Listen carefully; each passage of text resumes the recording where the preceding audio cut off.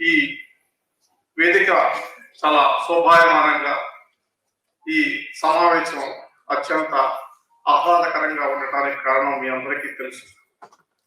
నిత్యం తెలుగు రాష్ట్రాలే కాదు దేశాల్లో ప్రపంచవ్యాప్తంగా ఉన్నటువంటి తెలుగు వారికి చైతన్యం కలిగించి మరి వారిలోని భక్తి స్ఫూర్తిని కలిగజేసి అనేక విషయాలను చెప్పి వాళ్ళని మళ్ళా ఆధ్యాత్మిక వైపు, సంస్కారం వైపు, అదేవిధంగా క్రమశిక్షణావంతమైనటువంటి జీవితం వైపు పెరుగుతున్నటువంటి శ్రీ చాగంటి కోటేశ్వర గారి గురించి నేను ప్రత్యేకించి చెప్పాల్సిన అవసరం లేదు. వారు ఎక్కడంటే అక్కడ ఆ వైభవం ఉంటుంది. తెలుగులో ఇంగ్లీష్ భాషలో చెప్పాలంటే వైబ్రేషన్ అంటే సంచలనం ఉంటుంది. అటువంటి బ్రహ్మశ్రీ చాగంటి కోటేశ్వర గారికి ఈరోజు మరి ఈ జాతీయ పురస్కారాన్ని ఇచ్చేటటువంటి అవకాశం కలిగించినటువంటి ఈ కార్యనిర్వాహక మాసర్మ గారికి ప్రత్యేకించి కృతజ్ఞతలు తెలియజేసుకుంటున్నాను.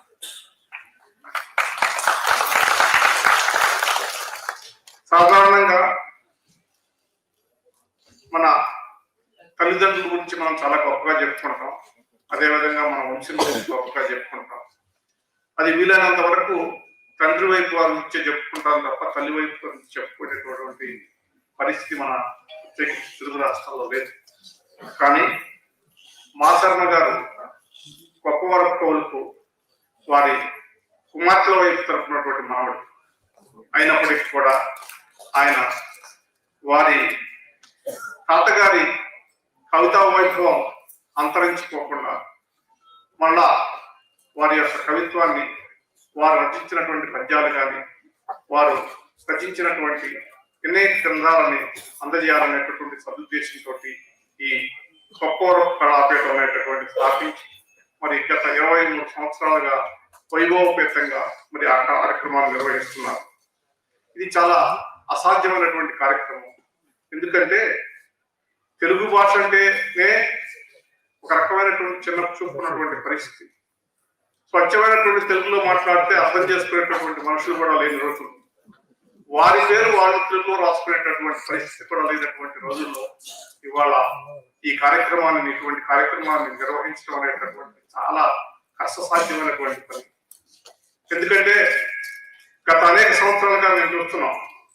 బుద్ధప్రసాద్ గారు, నేను, ఇంకా కొంతమంది మిత్రులు ఈ తెలుగు రాష్ట్రంలో తెలుగును బతికించాలా, మళ్ళా తెలుగు భాషకు వైభవం తీసుకురావాలనేటటువంటి దానిలో ఒక చిన్న ప్రయత్నం చేస్తే ఒక మీటింగ్, ఒక కార్యక్రమం ఆర్గనైజ్ చేయాలంటే ఎంతో కష్టపడాల్సి వస్తుంది. డబ్బు కాదు సమస్య, దానికి హాజరై దానికి మద్దతు పలికి దాన్ని ఆస్వాదించేటటువంటి మనుషులు లేకపోవడం చాలా దురదృష్టకరం. అంతేకాదు సభావేదిక మీద ఎవరిని పిలవాలా, ఎవరి చేత ఉపన్యాసం చెప్పించాలనేటటువంటి కూడా చాలా చాలా క్లిష్టమైనటువంటి సమస్యగా మారింది. రానున్న రోజుల్లో తెలుగు భాషలో మాట్లాడేటటువంటి మనుషులే కరువయ్యేటటువంటి పరిస్థితి ఉందని చెప్పి ఆ దురదృష్టకరమైనటువంటి పరిస్థితి నుంచి మనం బయటపడాలని ఈ సందర్భంగా మీ అందరికీ చెప్తున్నాను.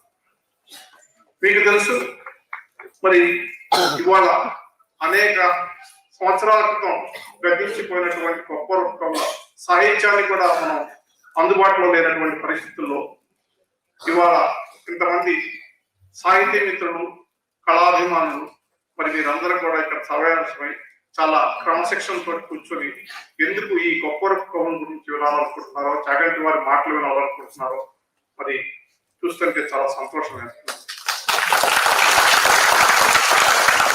ఒక 2 నిమిషాలు గొప్ప కవుల గురించి చెప్పాల్సినటువంటి బాధ్యత నా మీద ఉంది కాబట్టి చెప్తాను. వారు ఆసు కవిత్వమే కాదు, మరి సాహస ధీరులు. వారు విజయనగర రాజు దగ్గర ఆసు కవిత్వం జరుపుతున్నప్పుడు, ఏమండి ఈ ఆసు కవిత్వం ఆగిపోతే ఏంటి అని అంటే, మా చేతిని నరికివేయండి అని చెప్పేసి ఛాలెంజ్ చేసి 45 నిమిషాలు ఆసు కవిత్వం చెప్పినటువంటి మహానుభావుడు ఆ జంట కవులు. మరి అంతేకాదు కావ్య రచన అనేటటువంటిది నిర్దిష్ట కాలం కన్నా ముందే పూర్తి చేసినటువంటి వ్యక్తులు. వానలో తడవని వారు, కొప్పవరపు కవుల కవల ఆధారంలో మునగని వారు ఈ ఆంధ్రదేశంలో లేరంటే నమ్మదగ్గ విషయం కాదు. అంతేకాదు తెలుగు సాహిత్య క్షేత్రంలో ఎంతమందో అవధానమూర్తులు ఉన్నారు. కావ్య ప్రజ్ఞ, అవధాన ప్రజ్ఞ కలిగినటువంటి వాళ్ళు చాలా తక్కువ మంది ఉన్నారు. ఆసువుగా ప్రబంధబంధమైనటువంటి కవిత్వం, ధారాధారణి, సంవిధానమైనటువంటి అవధాన ప్రజ్ఞ, ఆసు ప్రభావ నిర్మాణ కౌశలం గొప్ప వరకు కవుల్లో ఎంతో ఉన్నాయి. అందుకని వేగంగా పద్యాలు చెప్పడంతో పాటు కవిత్వాంశం కూడా ఉండటం గొప్ప విశేషం.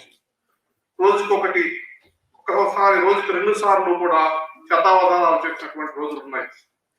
అన్నయ్య వెంకట సుబ్బరాయ కవి, తమ్ముడు వెంకటరమణ కవి ఏ సౌకర్యం లేని రోజుల్లో 2 తెలుగు రాష్ట్రాల వైపున మరి గద్వాల దగ్గర నుంచి చన్నపట్నం వరకు, అదేవిధంగా శ్రీకాకుళం నుంచి మరి చిత్తూరు వరకు అనేక గ్రామాల్లో ఎడ్ల బండ్ల పైన ప్రయాణం చేసి మరి ఆ రోజుల్లో అనేక కష్టాలు పడి మరి వారి కవిత్వాన్ని ప్రజలకు అందించారు. మరి వారి ఇంటనే చాలా వైభవంగా ఉండేది. కంగుమనే కంఠస్వరం, వేదనాదం లాంటి వాగ్దాటి పద్యాలు, చలోక్తులతోటి వారి సమావేశం చాలా రసబంధంగా ఉండేది. చిన్న వయసులోనే వారు గతించినప్పటికీ కూడా తెలుగు వారికి చెందినటువంటి అవధానం, పద్యం వంటి ప్రభావాలను అందజేసి వారి యొక్క గొప్పతనాన్ని మనకి తెలియజేసినటువంటి పరిస్థితి. ఇవాళ కవి సమ్మేళనం చేద్దామంటే కవులు దొరికినటువంటి పరిస్థితి. గత 2 సంవత్సరాలుగా నేను బుద్ధప్రసాద్ గారిని ఎన్నోసార్లు అడుగుతున్నాను, అయ్యా కనీసం ఉగాది రోజు కవి సమ్మేళనం ఏర్పాటు చేయండి అని. ఆయన అంటారు, అయ్యా మీరు కవి సమ్మేళనం ఏర్పాటు చేయమంటున్నారు కానీ మనకు కవులేస్తున్నారండి అని. మరి అది పరిస్థితి. ఇవాళ మరి మీ అందరికీ కూడా ఒక విషయం చెప్పదలుచుకున్నా.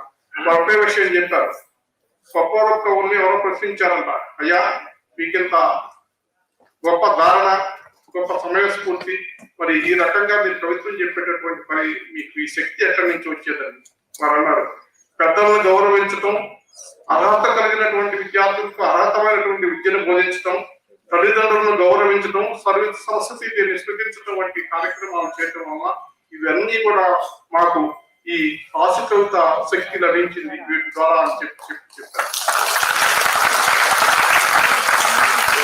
కాబట్టి మీరు అందరికీ కూడా దయచేసి నేను విజ్ఞప్తి చేసేది ఏంటంటే, భాష, సంస్కృతి ఇవన్నీ కూడా ప్రతి ఒక్కరికి కూడా పుట్టుకతోటే మరి లభించేటటువంటి విషయాలు. సాధ్యమైనంత వరకు కూడా మీకున్నటువంటి శక్తి మేరకు తెలుగు భాషను భర్తించడం కోసం కృషి చేయాల్సినటువంటి అవసరం ఉందని చెప్పేసి ఈ సందర్భంగా చెప్తూ ఇంకొక విషయం చెప్తా. వారు అనేక అంశాల మీద ఆసువుగా కవిత్వం చెప్పారు. చిన్న చిన్న విషయాలన్నిటి మీద కూడా చెప్పారు. అదే గడియారం మీద చెప్పారు, మరి నల్లి మీద చెప్పారు, తాడి చెట్టు మీద చెప్పారు. మరి అట్లా అన్ని విషయాల మీద కవిత్వం చెప్పారు. గడియారం మీద ఒకసారి కవిత్వం చెప్తూ గడియారం గురించి పద్యం చెప్పండి అంటే ఆసువుగా ఒక పద్యం చెప్పి, గడియారం అనేటటువంటి చాలా ఉపయోగకరమైనటువంటి ఒక యంత్రం లాంటిది. అదే సందర్భంలో మరి మరి ఎండ, అదే విధంగా మేఘాలు కమ్మి సూర్యుడు చంద్రుడు కనపడినటువంటి పరిస్థితుల్లో మనకి కాలం ఏంటో అనేటటువంటి తెలియజేస్తుందని చెప్తూ ఒక చమత్కారం కూడా చేశారు. ఒక పౌరాణిక అంశం కూడా జోడించారు. ఏంటంటే శ్రీకృష్ణుడు అర్జునుడు చేసినటువంటి ప్రతిజ్ఞను నెరవేర్చుకోవడం కోసం సహాయపడతానన్నాడు. అదేంటంటే సైంధవుని సాయంత్రం లోపల చంపేస్తానని చెప్పేసి అర్జునుడు ప్రతిజ్ఞ పడిగాడు. అటువంటి అర్జునుడు మరి మధ్యలో శ్రీకృష్ణుడు చక్రం వేయటం ద్వారా మరి చీకటి పట్టడంతో సైంధవుడు బయటకు పోయి చీకటి అయిపోయింది. అర్జునుడు సంహరించడం జరిగింది. అయితే గడియారం గనక సైంధవుడి దగ్గర ఉన్నట్టయితే అది సాధ్యపడేది కాదు అని చెప్పి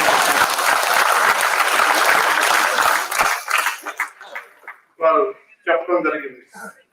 మిత్రులారా, మరి ఇవాళ తెలుగు ప్రజలకి విజ్ఞానంతో పాటు మరి అనేక క్షేత్రాలు మనం అందరం కూడా చాలా గుళ్ళకి వెళ్తా ఉంటాం.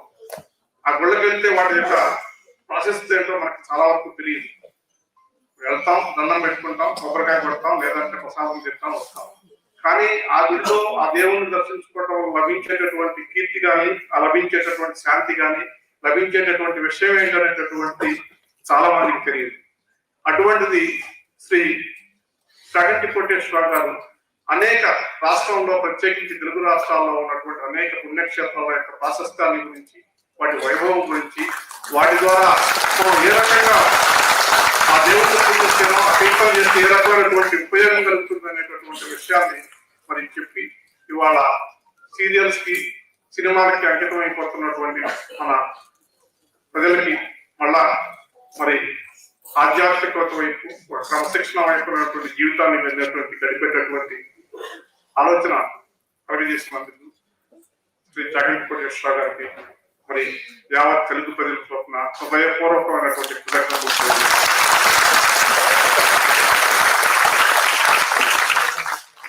ఈ సందర్భంగా ఒకే మాట చెప్తాను, ఇవాళ మనకి అగ్ని, నీరు, వాయువు ఎంత అవసరమో మన భాష కూడా అంతే అవసరం. భాష లేకపోతే మన సంస్కృతి లేదు, మన మనుగడే లేదు. కాబట్టి మనం కనీసం మాతృభాషని రక్షించుకోవాలనేటటువంటి తాపత్రయంతో మనం పనిచేయాలని చెప్పేసి ఇవాళ మనం ఏదో రకంగా మళ్ళా మనం తెలుగుని కనుక మన తెలుగు భాష కనుక పరిగణించుకోలేకపోతే మరి రానున్న రోజుల్లో మనం తెలుగు వాడిగా తెలుగు జాతి అనేటటువంటి ఉంటుందా లేదా అనేటటువంటి అనుమానం కలిగేటటువంటి పరిస్థితి వస్తాయి. కాబట్టి మీరందరూ దయచేసి ఈ వేదిక నుంచి నేను విజ్ఞప్తి చేస్తున్నాను. ఈ సమావేశం వచ్చినటువంటి అందరికీ కూడా విజ్ఞప్తి చేస్తున్నాను, మీరు తెలుగు భాషలోనే మాట్లాడండి. దయచేసి ఈ పిల్లలకు తెలుగు భాషను నేర్పండి. అదేవిధంగా తెలుగు భాషలో ఉత్తరాలు రాయండి, తెలుగు భాషలో వ్యాసాలు రాయండి, తెలుగు భాషలో కథలు రాయండి, నవలలు రాయండి. మీ ఇంట్లో ఉన్నటువంటి పిల్లలతో తెలుగు భాషలో సంభాషించండి. ఆ రకంగా తెలుగుని ప్రోత్సహించండి అని చెప్పి కోరుతూ, మరి ఒక గాంధీ గారు ఒక మాట అన్నారు, ఇటీవల కాలంలో మా మీద విమర్శ జరుగుతుంది. ఏంటంటే మీరు తెలుగు భాష గురించి చెప్తున్నారు, ఇదంతా ఇంగ్లీష్ లో చదువుతున్నారు. మేము ఎవరో ఇంగ్లీష్ లో చదువుతున్నాం, తెలుగు భాషలోనే చదువుతున్నాం. ఇంకొక విషయం ఏంటంటే మేము ఇంగ్లీష్, మా పిల్లలను కూడా మేము ఇంగ్లీష్ మీడియంలో వాళ్ళు చదివినప్పటికీ కూడా వాళ్ళు అనర్గళంగా తెలుగులో మాట్లాడతారు, తెలుగు భాషలో పద్యాలు చెప్తారు, తెలుగులో వ్యాసాలు రాస్తారు. వాళ్ళ చేత రోజు తెలుగు ధరించేటటువంటి కార్యక్రమం నాకే కాదు, మా పిల్లలే కాదు, మా మనవరాలు చేస్తున్నాం. అది మనం అందరం చేయాల్సినటువంటి పని ఉంది. ఇంకోటి ఏంటంటే తెలుగు అనేటటువంటి కొన్ని కులాలకు సంబంధించినటువంటి అంశంగా కూడా ప్రచారం చేస్తున్నారు. దయచేసి మేము ఏ భాషకి వ్యతిరేకం కాదు, ఏ కులం ఏ మతం భాష కాదు. ఇది యావత్ తెలుగు ప్రజల భాష, తెలుగు భాష. అది తెలుగువాడిగా పుట్టినందుకు మనం గర్వించాలా, ఆనందించాలా, మరి తెలుగు భాషను గౌరవించేలా మనం బతకాలని కోరుకుంటూ ఈ సందర్భంగా మీకు ఒకే విషయం చెప్తాను. మహాత్మా గాంధీ గారు అన్నారు ఏమని, I like the wind of other cultures to blow through my doors and windows, but I refuse to blow up from my feet by them. అంటే మనం ఏదైనా వేరే భాషలు కానీ వేరే నాగరికత గురించి మనం నేర్చుకోవడం తెలుసుకోవడం తప్పు లేదు. పునరుద్ధరించండి, పిల్లలు